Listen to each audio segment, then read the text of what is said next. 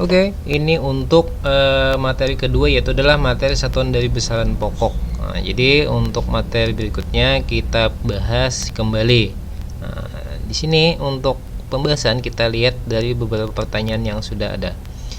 Kita lihat di sini ada pertanyaan, yaitu adalah berikut ini yang menggunakan besaran pokok adalah yang mana besaran pokok.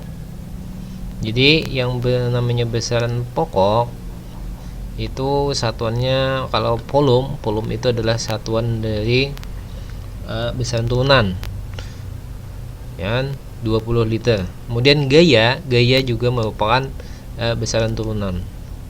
Luas adalah juga merupakan besaran turunan. Massa itu adalah besaran pokok. Untuk itu dapat kalian jawab di sini.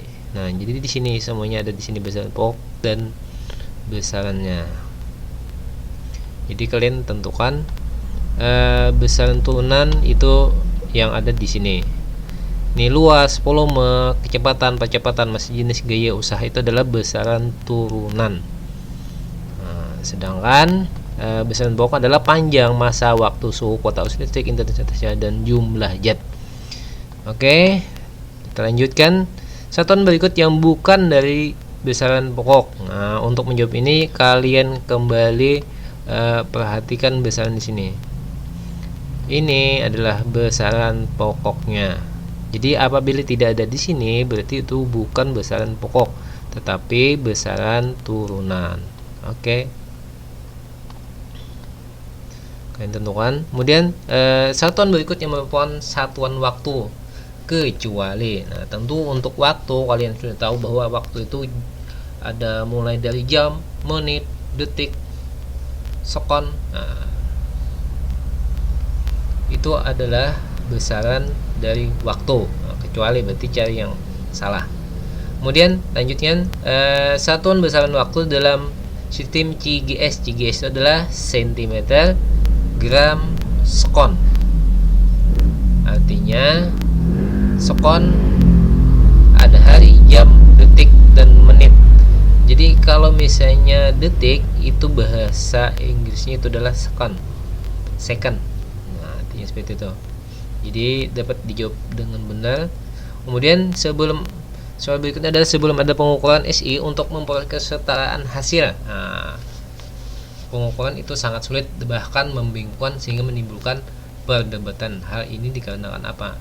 Jadi sebelum ada satu sistem internasional, biasanya orang zaman dulu itu menggunakan yang namanya kilan atau depa ataupun yang lainnya. Nah, itu dikatakan sebagai satuan tidak baku karena satuannya itu tidak sama dipakai oleh semua orang. Misalnya kilan tangan, tidak semua orang punya kilan dengan panjang tangan yang sama. Nah, itu dikatakan sebagai satuan tidak baku, sehingga diperlukanlah namanya satuan baku, yaitu adalah satuan sistem internasional, dikatakan satuan baku. Jadi yang diukur adalah misalkan panjang itu diukur dengan meter.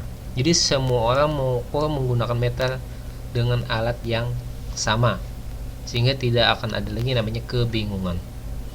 Oke, untuk berikutnya satuan-satuan berikut yang menggunakan sistem MKS. Nah, ini MKS ini adalah meter, kilogram, sekon. Nah, tentu kalian sudah dapat menjawabnya. Oke. Kemudian satuan cm, gram, sekon adalah satuan dalam sistem. Nah, ini ada singkatannya.